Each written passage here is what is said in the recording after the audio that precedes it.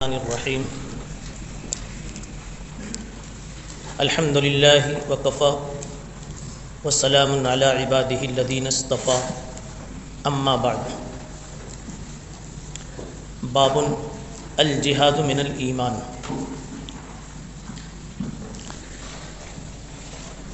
جہاد ایمان کا ایک حصہ ہے، ایک جزو ہے۔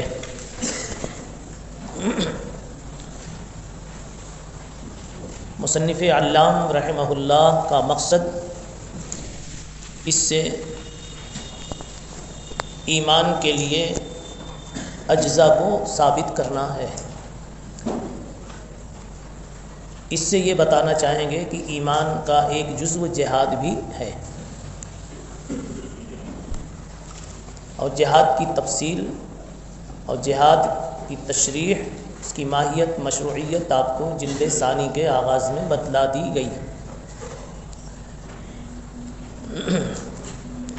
روایت حرمی ابن حفص سے چل رہی ہے اور پہنچ رہی ہے حضرت ابو ہریرہ رضی اللہ تعالی عنہ سے گزر کر جناب رسول اللہ صلی اللہ علیہ وسلم تک کہ آپ نے ارشاد فرمایا کہ انتدب اللہ عز وجل لمن خرج فی سبیلہ لا یخرجہ الا ایمان بی او تصدیق برسلی ان ارجعہ بما نال من اجر او غنیمت او ادخلہ الجنہ ولولا ان اشق علی امتی ما قعدت خلف سریۃ ولوددت انی اقتل فی سبیل اللہ ثم احیا ثم اقتل ثم احیا ثم اقتل ثم احیا ثم اقتل۔ نبی پاک صلی اللہ علیہ وسلم نے اس روایت میں ارشاد فرمایا کہ اللہ تعالیٰ نے ذمہ داری لے لی ہے، انتدب ینتدب انتداب، کسی کو کسی کام کے لیے آواز لگائی جاوے اور وہ لبیک کہہ دے، تیار ہو جائے، تو ایسے شخص کو، ایسے عمل کو انتداب کہا جاتا ہے۔ تکفل، انتدب ای تکفل وتولی ھذا الامر، اس نے اس کام کی ذمہ داری لے لی، اس نے قبول کر لیا۔ آواز لگانے کو ندبہ کہتے ہیں، اس لیے شادی میں، پروگرام میں جس کو بلایا جائے وہ رجل مندوب ہوتا ہے، اور جو عمل شریعت میں مطلوب ہوتے ہیں ان کو بھی اعمال مندوبہ کہا جاتا ہے۔ اسی لیے فقہ کی اصطلاحات میں ایک اصطلاح مستحب کے ساتھ مندوب کی بھی جوڑی جاتی ہے۔ یستحب ویندب اے یطلب، مطلوب ہے، اس کا بلاوا ہے، شریعت میں طلب ہے اس کی۔ خیر، انتدب تکفل، روایت کا پورا حاصل اوپر سمجھ لیجئے۔ روایت کا حاصل یہ ہے کہ جو آدمی، اللہ کے نبی صلی اللہ علیہ وسلم فرماتے ہیں، جو آدمی اللہ کی نسبت پر جہاد کے لیے نکلا، اللہ پر ایمان لانے کی وجہ سے، میرے اوپر ایمان لانے کی وجہ سے، باقی اور کوئی مقصد اس کا نہیں ہے، تو ایسے شخص کو اللہ کی طرف سے ذمہ داری دی جاتی ہے۔ اللہ یہ فرماتے ہیں کہ میں اسے میدان جنگ سے دو چیزوں میں سے ایک دے کر واپس کرتا ہوں، یا تو اس کو شہادت کا جام عطا کرتا ہوں، اور یا تو اس کو فاتح بنا کر ثواب اور مال غنیمت دے کر واپس کرتا ہوں۔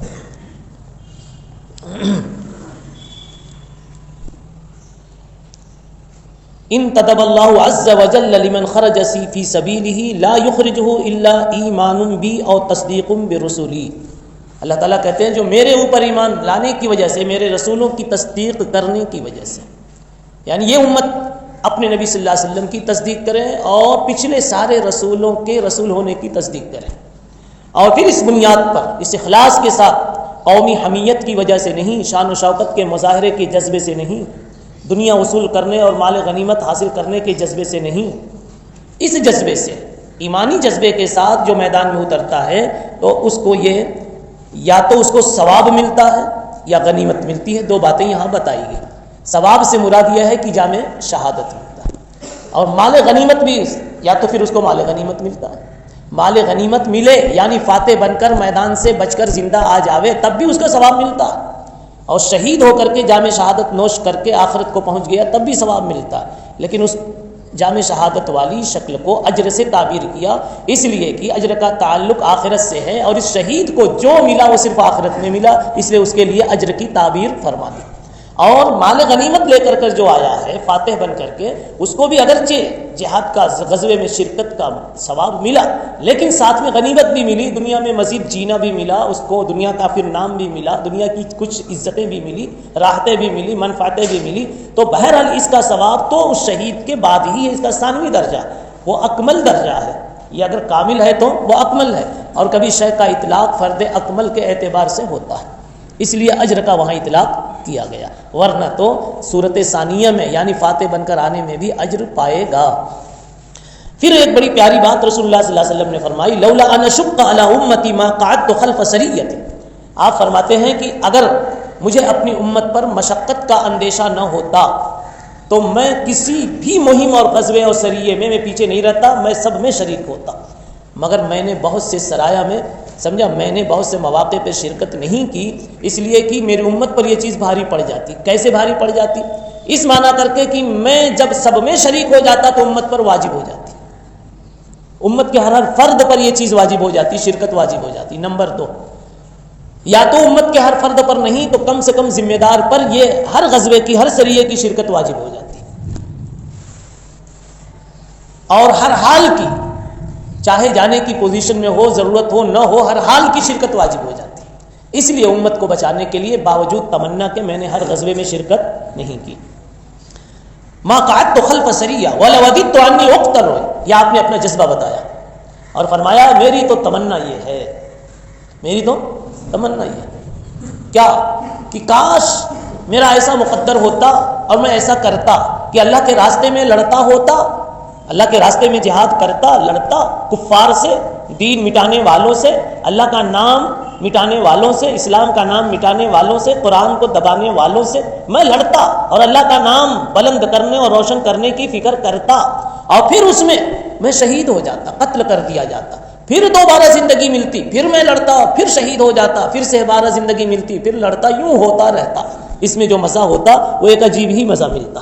آپ نے کہا میری یہ تمنا، اور صحیح بات یہ ہے کہ اللہ کے راستے کی اگر کسی کو موت آتی ہے تو بڑی خوشنما موت ہوتی ہے۔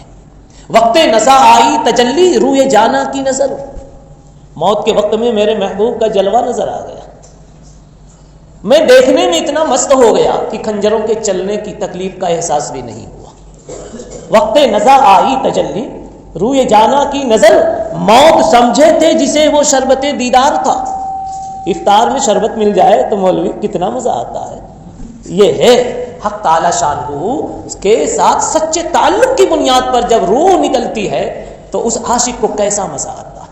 اس بنیاد پر آپ صلی اللہ علیہ وسلم فرماتے ہیں کہ لوددت، میری یہ تمنا۔ بہرحال روایت کی وضاحت ہو گئی۔ اب اس میں ایک چھوٹا سا آپ کا سوال ہو گیا، طالب علم نام ہے قیل و قال کرنے والے کا، تو وہ سوال آپ کو یہ ہوا کہ آپ صلی اللہ علیہ وسلم نے یہ کہا کہ میری یہ تمنا کہ میں اللہ کے راستے میں لڑتا، پھر شہید کر دیا جاتا، پھر زندہ کیا جاتا، پھر لڑتا، پھر شہید کر دیا جاتا، تو یہ بار بار جو لڑنے کی اور شہید ہونے کی آپ تمنا فرما رہے ہیں، تو اس میں تو ایک خیال یہ ہوتا ہے کہ اس کا مطلب یہ کہ بار بار کفر ابھرے اور لڑے اور پھر آپ لڑیں، کفر زندہ ہو، ابھرے، اٹھے اور اسلام کے خلاف آواز بلند کرے اور پھر آپ لڑیں اور شہید ہوں، اس کے بعد پھر کفر بلند ہو اور پھر وہ لڑے اور پھر آپ شہید ہوں، تو اس میں تو گویا بقائے کفر کی تمنا لازم آتی ہے۔ سوال سمجھ میں آیا؟ بقائے کفر کی تمنا لازم آتی ہے۔ اس کا جواب یہ ہے کہ یہ سوال بہت سطحی ہے، باتوں کو محاورات سے بھی سمجھنا چاہیے۔ یہ محاورہ، یہ انداز گفتگو غایت درجہ شوق شہادت کو بتانے کے لیے یا لطف شہادت کو سمجھانے کے لیے نہیں سمجھے؟ رسول اللہ صلی اللہ علیہ وسلم کو پتا تھا، شہید کو تو شہادت کا جام نوش فرما کر پتا چلے، میرے نبی کو یوں ہی پتا تھا کہ شہادت میں کتنا لطف ہے، کتنی لذت ہے۔ جو ہیں بے درد وہ درد دل بیمار کیا جانے، لذت میں نہ شناسی بخدا تا نہ چشی۔ جس نے شراب کا کوئی قطرہ زبان پہ نہیں رکھا وہ کیا جانے شراب میں کیا لذت ہوتی۔ شہیدوں سے پوچھو کہ جام شہادت میں کیا لذت ہوتی ہے کہ نہیں؟ اس لیے رسول اللہ صلی اللہ علیہ وسلم تمنا، یہ محاوراتی بات ہے، یہ لغت پر حل کرو گے تو اشکال ہوگا۔ دوسری بات یہ ہے کہ آپ صلی اللہ علیہ وسلم کو معلوم تھا، یہ جواب آپ کو یہ معلوم تھا تکوینی طور پر خلاق عالم کا یہ نظام ہے، رب عالم رب کائنات کا یہ نظام ہے کہ قیامت تک کفر رہے گا، قیامت تک کفر رہے گا، چاہے کتنی بھی کوئی محنت میں کامیاب ہو کر چلا جاوے، امام الانبیاء ہے اور آپ کی محنت سید المحن ہے، محنتوں کی سردار ہے اور آپ محنت کرنے والوں کے سردار ہیں، پھر بھی آپ کے دور میں بھی کفر کا خاتمہ استیصالاً مکمل نہیں ہوا۔ اللہ کا نظام ہے کہ قیامت تک یہ کفر کا نظام باقی رہے، کفر رہے گا۔ ہاں جب بالکل قیامت قریب آنے والی ہوگی اور دھرتی پر وہ دن آ جائے گا کہ کوئی کلمے والا نہیں، وہ ایک استثنائی وقت ہے، لا یبقى علی وجہ الارض بیت مدر ولا وبر، اکا دکا استثناء کو چھوڑ کر۔ تو آپ کو معلوم تھا کہ کفر آخر تک رہنے والا ہے، تو جب کفر آخر تک رہنے والا ہے تو آپ کی یہ تمنا تھی کہ میں بھی برابر زندگی پاتا رہوں، شہید ہوتا رہوں، کفر کا جھنڈا جھکاتا رہوں، اسلام کا آوازہ بلند کرتا رہوں۔ جی دوسرا باب دیکھیے، تطوع قیام رمضان من الایمان۔ امام بخاری کا یہاں بھی وہی مقصد ہے، اعمال کا ایمان کے لیے جزو ہونا ثابت کرنا کہ اعمال جزو ہے، اور اس کی وجہ وہی جو پہلے ہو چکی، مرجیہ خوارج وغیرہ کو سامنے رکھ کر کے ان کی تردید مقصود ہے۔ روایت شریف دیکھیے، بہی قال حدثنا اسماعیل قال حدثني مالک عن ابن شهاب عن حمید بن عبد الرحمن عن ابی ہریرہ ان رسول اللہ صلی اللہ علیہ وسلم من قام رمضان ایمانا واحتسابا غفر له ما تقدم من ذنبه۔ قیام رمضان، اور اگلا عنوان آ رہا ہے صوم رمضان، دونوں چیزیں رمضان ہی سے متعلق۔ قیام رمضان سے مراد تراویح کا اہتمام ہے، رمضان کی راتوں کا قیام و لیلت رمضان اصل یہ ہے، اور وہ آگے ہے صوم و رمضان اے صوم و نہار رمضان۔ یہ کچھ لگانے کی ضرورت نہیں، اس لیے کہ نہار کا زمان جو ہے وہ روزے کا جو زمان ہے وہ کیا ہے، نہاری ہے۔ بہرحال رمضان کی رات میں نفل کا اہتمام کرنے کا بیان، یعنی تراویح پڑھنے کا بیان۔ اس کے بارے میں روایت بتائی کہ آپ صلی اللہ علیہ وسلم نے فرمایا کہ من قام رمضان ایمانا و احتسابا، جس نے یہ اہتمام کیا ایمان و احتساب کے ساتھ، اس کے پچھلے سارے گناہ معاف۔ احتساب کی تقریر پہلے ہو چکی کہ احتساب میں اخلاص سے زائد ایک چیز ہوتی ہے، اللہ سے لینے کا جذبہ شامل ہوتا ہے عابد کے دل میں، عابد کے دل میں اپنی عبادت کو ذریعہ بنا کر اللہ سے کچھ لینے کا جذبہ شامل ہوتا ہے، اور اللہ اس ہستی کا نام ہے کہ اسے جب لینے کی بات کی جائے، مانگنے کی بات کی جائے تو خوش ہوتا ہے، اور جب نہ مانگو تو نہ خوش ہوتا ہے۔ اللہ تعالیٰ ناراض ہوتا ہے اس بندے سے جو بندہ اللہ سے مانگتا نہیں۔ اللہ نے اس بندے کو مستکبر کہا ہے۔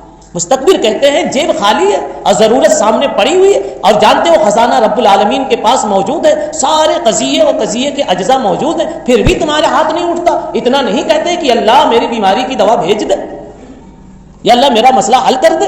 یہ تو کبر ہوا، یہ تو کبر ہوا کہ باوجود تمہارے پاس محتاجی کے اور میرے پاس حاجت روائی کے سامان ہونے کے اور صفت ہونے، تم سے زبان نہیں ہلتی۔ تو اس لیے اللہ مانگنے سے کیا ہوتا ہے، خوش ہوتا ہے۔ اس لیے احتساب کا جذبہ جب بندے میں پیدا ہوتا ہے تو عبادت میں اللہ کو لطف آ جاتا ہے۔ جی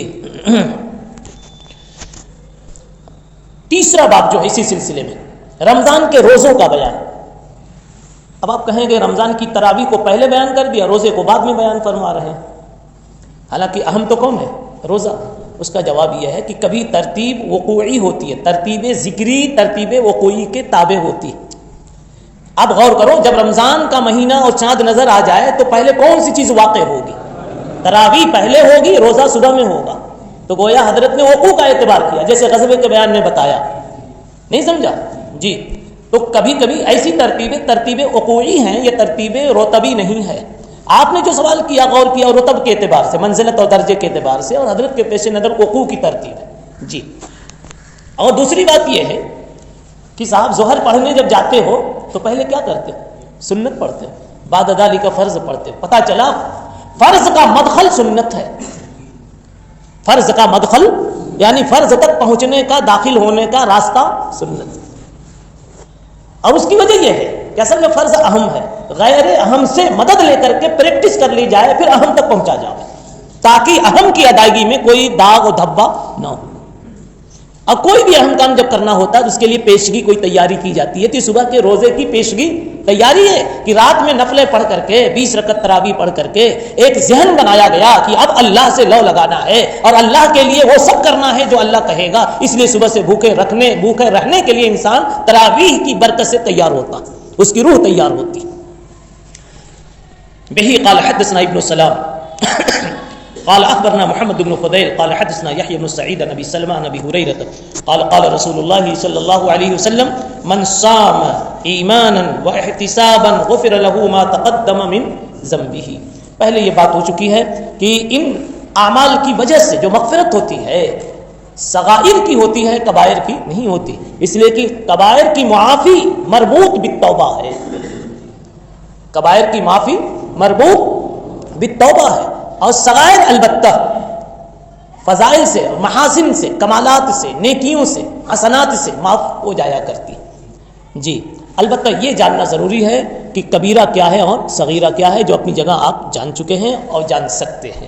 بہرحال اس میں بھی وہی بات کہی گئی کہ جو رمضان کا روزہ رکھے ایمان و احتساب کے ساتھ، رمضان کے روزے میں صرف اللہ کا حکم پیش نظر ہو. اس لیے نہیں روزہ رکھا کہ دن بھر بھوکا رہوں گا تو صحت اچھی ہو جائے گی، اس لیے روزہ رکھا کہ اللہ کا حکم ہے. اپنی صحت کا خیال کسی بھی درجے میں اس میں شامل نہ ہو، یا یہ کہ کوئی بخیل سوچتا ہے کہ چلو ایک مہینہ اب کم کھاؤں گا اتنا پیسہ بچے گا تو صبح سے شام تک بھوکا رہوں گا. یہ ایمان کے خلاف ہے. سب کچھ تقاضا بھی ہے، پیسہ بھی ہے، کھانا بھی ہے، لیکن اس کے باوجود بھی آپ میرے اللہ نے کہا ہے اس لیے مجھے بھوکا رہنا، یہ ہے ایمان.